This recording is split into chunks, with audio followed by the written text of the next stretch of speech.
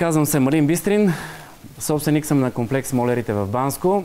Работя от 20 години в туристическия бизнес, като с мои ресторанти и заведения, и съм председател на туристическия бизнес в Банско. Най-важният въпрос е да осветлиме проблема в Банско. Какъв е? То е липсата на втори кабинков лифт.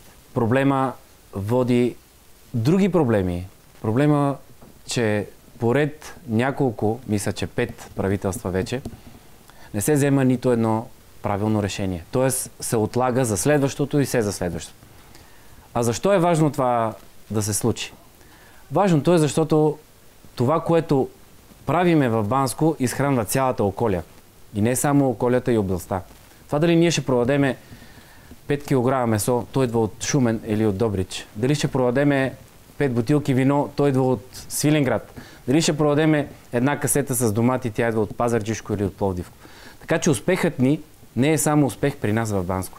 Той е за всички и носи плодове навсякъде. А и другото нещо, което лично за мен е, че така години ние натрупваме една негативност от самите клиенти, нашите туристи. Идват и някои от тях и не се връщат. И най-вече защото защо да се случи, защото искам и моето дете да остане тук да работи, да има и работа за него. Не да отиде да работи в някой австрийски курорт или някой швейцарски курорт, а за да бъде тук до мене, да работи това, което мен ми харесва, което и него му харесва, и да не емигрира от България.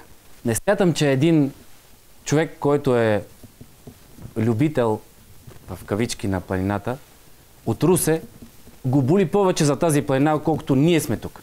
Дали за това, че искам моето дете да остане тук, не ме боли за планината. Напротив, аз ни боли повече, отколкото той си мисли. И нашия хляб идва от тази планина. И ние трябва да го знаеме, а и го знаеме. И всеки един, който не го е разбрал, трябва да го разбере. Тя ни изхранва, тя ни дава нашия поминък и днеска, и утре ще ни го даде и следващия ден, и следващата година. За това се бориме, да има. А тази кабина е най-екологична развития вид спорт, като и транспорт. Тя ще спре автомобилите. Няма да се изхвърлят отпадъците. Защо сега не кажат тези кавички, пак ще кажа, защитници на природата? Защо никой един не каже защо тези автомобили ходят по планината?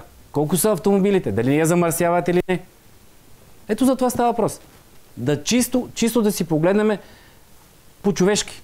Ние се изхранваме, нас най-много ни милее. Ако има няколко дръвчета отсечени, естествено, те ще се позасекат по 100, по 200, повече отколкото те си представят. А всъщност обричат хората, които живеят тук, когато няма сезон, да отидат да крадат дървесина. Това пък не го отбелязваме. А това се случва на практика.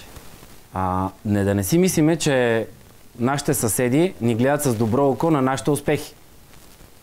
Никакъв случай. Напротив, те също виждат и те също са гладни, и те също искат да развият и да хранят своите и жители, и граждани, и те мислят също, бизнесмените им, те не стоят така.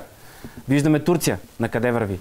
Турция инвестира, държавата подпомага толкова силно развитието на спорта и специално на ските, че те кандидатстват за Олимпиада 2026 година, не се лъжа. Те са вече кандидати. Дори да не стане, те лансират, държавата застава това нещо. Платила е таксите, платила е данъците за участието и те се вече лансират. Името на Турция се спряга и като зимните спортове.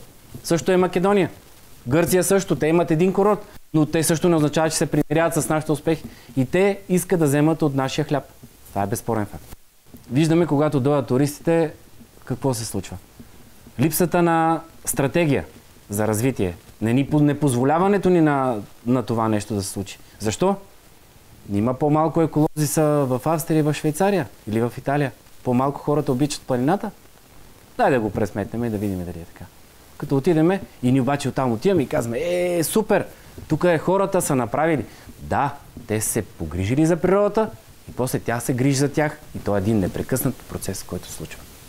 За нас е удоволствие да имаме министър на туризма. Но този министър на туризма трябва да бъде наистина като баща и майка за този бизнес. Трябва да бъдем защитавани.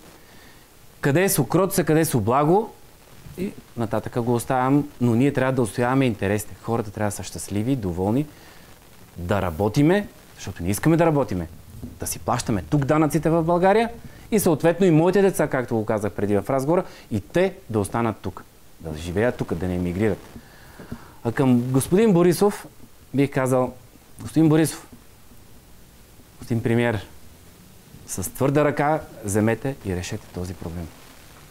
Винаги ще има част недоволни, но нека да видим какво и на каква цена е това нещо на този етап. Така че, отсечете го и го решете, го направете.